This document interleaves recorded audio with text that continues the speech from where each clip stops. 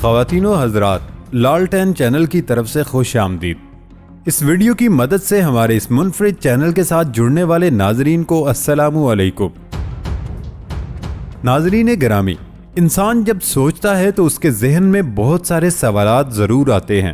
وہ پوچھتا ہے کیا ہم کو کسی نے بنایا ہے؟ اگر کسی نے بنایا ہے تو کیوں بنایا ہے؟ کس لیے بنایا ہے؟ یہ وہ سوالات ہیں جو ہر انسان کے دماغ میں کلبلاتے ہیں۔ یہ اور بات ہے کہ کوئی اس پر زیادہ سوچتا ہے، اس میں تجسس زیادہ ہوتا ہے، تو کوئی دوسرے مشاغل میں ڈوب کر اسے ایک طرف رکھ دیتا ہے۔ انسان قدیم زمانے سے ان سوالات پر بہت سوچ و بچار کرتا رہا۔ اب تک انسانی علم کا دار و مدار صرف حواس ہمسا کے ذریعے حاصل ہونے والے مشاہدے، تجربات و تجزیوں پر تھا۔ ظاہری ہے یہ سب اس کے ہی مشاہدے پر مشتمل ہو سکتا تھا۔ جو کچھ اس جہاں میں انسان کو نظر آ سکتا یا محسوس ہو سکتا، چاہے براہ راست یا مختلف آلات کی مدد سے، جو کچھ حواس سے ماورا ہے، انسان نہ اس کا مشاہدہ کر سکتا تھا، نہ محسوس کر سکتا تھا، نہ اس پر تجربات کر سکتا تھا۔ سائنس کا علم مادے اور توانائی جیسی محسوس ہونے والی چیزوں تک محدود تھا۔ انسان جو کچھ حاضر و موجود ہے اس کا ہی علم رکھتا تھا، جو کچھ کائنات میں اس وقت موجود ہے اس کا ہی مشاہدہ کر سکتا تھا، اس پر تجربات اور تجزیہ کر سکتا تھا۔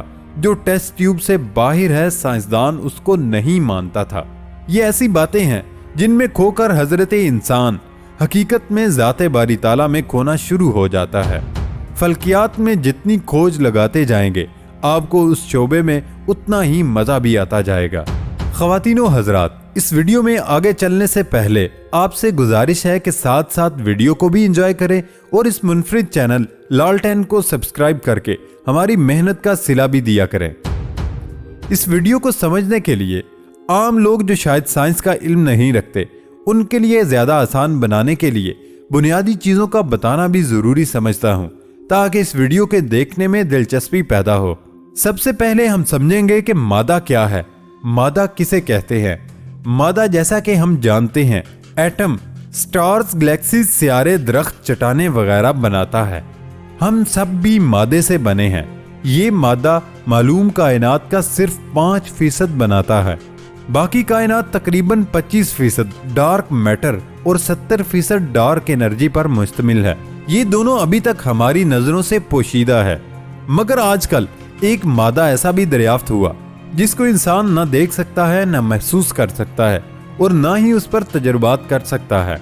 اس کا نام ہی ڈارک میٹر ہے، یعنی اندھیرا مادہ۔ اس کے ساتھ ہی اندھیری توانائی یعنی ڈارک انرجی بھی ہے۔ ان دونوں کو بھی ٹیسٹ ٹیوب میں نہیں ڈالا جا سکتا، یعنی نہ ہی ان کو چھو سکتے ہیں، نہ یہ نظر آتی ہیں۔ تو یہ کیا ہے؟ یہاں تو پھر جن لوگوں نے جنات کے وجود کو انکار کیا ان کے لیے بھی رہنمائی ہے۔ حیرت انگیز، پھر بھی سائنس اسے مانتی ہے یا ماننے پر مجبور ہے۔ لیجئے، سائنسدانوں کا یہ بہانہ بھی ختم ہوا کہ جو چیز ٹیسٹ نہیں کی جا سکتی اس کو ہم نہیں مانتے، کیونکہ ہم روح، فرشتوں اور اللہ کو نعوذ باللہ ٹیسٹ ٹیوب میں نہیں ڈال سکتے، اس لیے ہم ان کو نہیں مانتے۔ لیکن جو کچھ حاضر و موجود ہے اس کے بارے میں بھی انسان کا علم انتہائی ناقص ہے، اس لیے کہ انسان کے حواس ہمسا ہی ناقص ہیں۔ خواتین و حضرات، آپ سے التماس ہے، ویڈیو پسند آنے پر ویڈیو کو لائک اور لالٹین چینل کو سبسکرائب کر کے نیچے کمنٹ باکس میں ہماری کاوشوں کا صلہ بھی دیجیے۔ ایک وقت تھا جب انسان نے آنکھوں دیکھا مشاہدہ کیا کہ روزانہ سورج مشرق سے نکلتا ہے اور سر پر سے گزر کر مغرب میں غروب ہو جاتا ہے۔ اس نے اس وقت تک کے علم کے مطابق بالکل صحیح نتیجہ اخذ کیا کہ سورج زمین کے اطراف گھوم رہا ہے۔ یہ سائنس 15ویں صدی تک سائنس ہی تھی۔ یہ غلط ہے کہ کوپرنیکس کے نئے نظریے کو صرف بائبل کی بنیاد پر رد کیا گیا، نہیں، اس کے رد میں اس وقت کی سائنسی بنیاد سے بھی تردید کی گئی تھی۔ اس نے زمین کے گرد سورج کی گردش کے مقابلے میں سورج کے گرد زمین کے گھومنے کا نظریہ پیش کیا تھا۔ یہ کہتے تھے زمین ساکن ہے، وہ کہتا تھا سورج ساکن ہے۔ اس کی تردید کے لیے انہوں نے کئی سائنسی تجربات بھی کیے۔ مثلاً ایک یہ کہ ایک کمہار کا پہیہ لیا، اس کے کناروں پر چند پتھر رکھے اور پہیے کو گھمایا تو سارے پتھر گر گئے۔ نتیجہ نکالا کہ زمین اگر ساکن نہ ہوتی، گھوم رہی ہوتی، تو ہم سب گر جاتے۔ دوسرا تجربہ یہ کیا کہ ایک مینار پر چڑھ کر ایک بڑا سا پتھر پھینکا گیا جو ظاہر ہے مینار کی بنیاد کے پاس گرا۔ نتیجہ نکالا کہ زمین چل رہی ہوتی تو یہ دور گرتا، جیسے کسی گاڑی سے پھینکا جانے والا پتھر دور جا گرتا ہے۔ پتھر زمین پر گرنے تک گاڑی آگے جا چکی ہوتی ہے۔ جب یہ دور نہ گرا تو ثابت ہوا کہ زمین ساکن ہے، اس لیے قریب گرا۔ آج کے علم کے بعد یہ تجربہ اور اس کا نتیجہ بے وقوفی کے سوا کچھ نہ لگے گا۔ تو یہ حقیقت ہے سائنس کی، حقائق کبھی نہیں بدلتے، لیکن حقائق کے بارے میں انسان کا علم اور اس کی سمجھ کی ترقی کرنے کے ساتھ انسانی علم بدل جاتا ہے۔ کل جو سائنسی حقیقت تھی آج جہالت نظر آتی ہے۔ آج کی سائنس کے مطابق اندھیرا مادہ یعنی ڈارک میٹر کیسے دریافت ہوا یوں کہ کائنات کی مجموعی کمیت یعنی ٹوٹل ماس کا حساب کیا جا رہا تھا تو وہ نظر آنے والی کائنات سے بہت ہی زیادہ تھا۔ پس قیاس کیا گیا کہ کچھ اندھیرا مادہ ہے جو ہم کو نظر نہیں آتا، وہ 95% ہے۔ جو عام مادہ ہم کو نظر آتا ہے وہ پورا 5% بھی نہیں۔ مگر یہ بھی ایک قیاس ہے، جیسے زمین کے گرد سورج کے گھومنے کا قیاس تھا۔ آئندہ نئی معلومات میں اضافے کے ساتھ اس قیاس کا بھی پچھلے قیاسوں جیسا حال ہونے کا پورا امکان موجود ہے۔ لیجئے آئندہ کا انتظار بھی ختم۔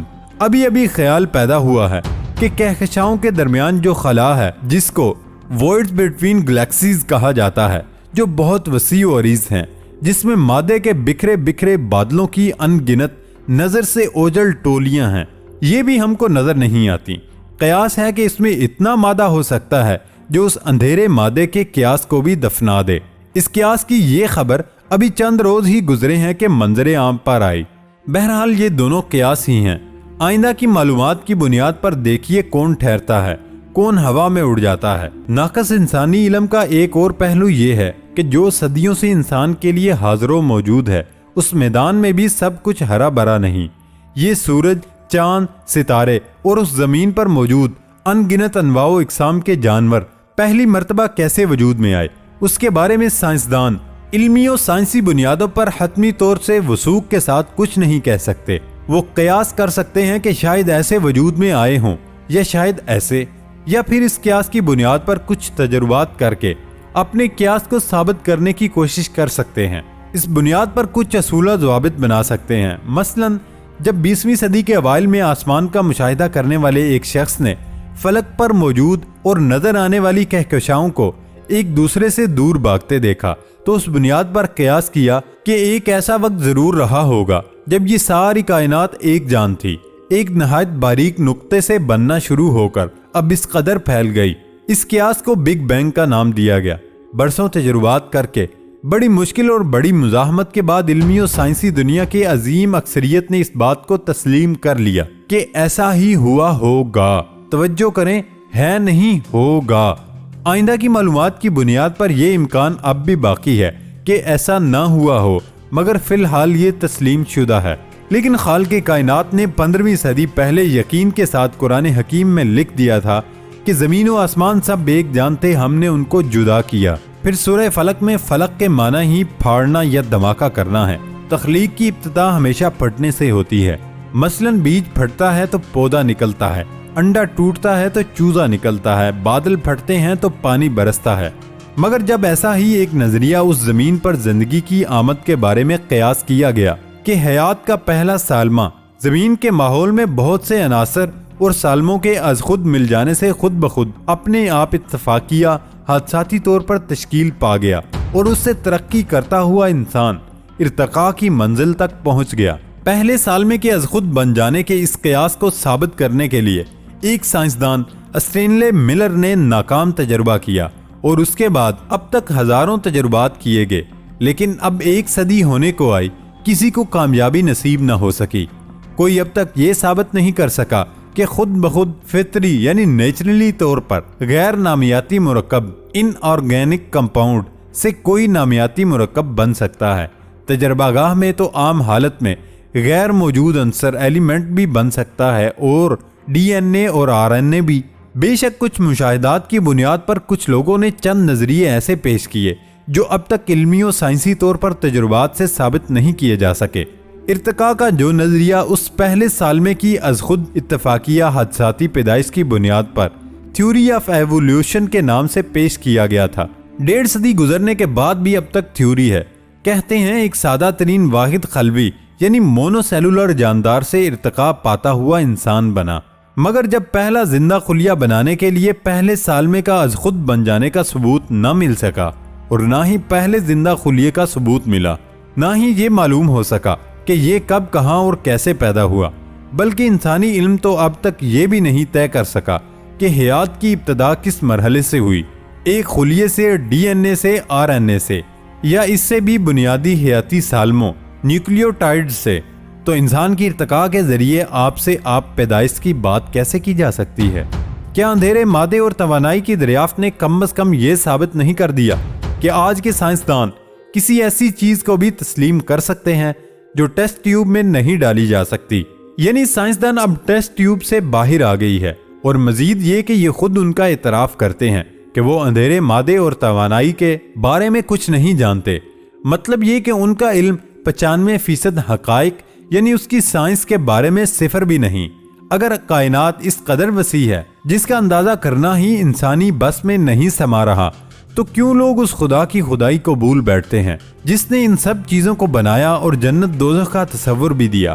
اب سائنسی موموں سے بری اس کائنات نے جنت دوزخ کے تصور کو اور بھی یقینی بنا دیا، خاص طور پر ان لوگوں کے لیے جو اس کائنات کے خالق کے وجود سے بھی انکار کرتے ہیں. ذات باری تعالیٰ سے دعا ہے وہ اپنی نعمتوں میں سے اپنی ہدایت کی نعمت سے ہم سب کو نصیب فرمائے.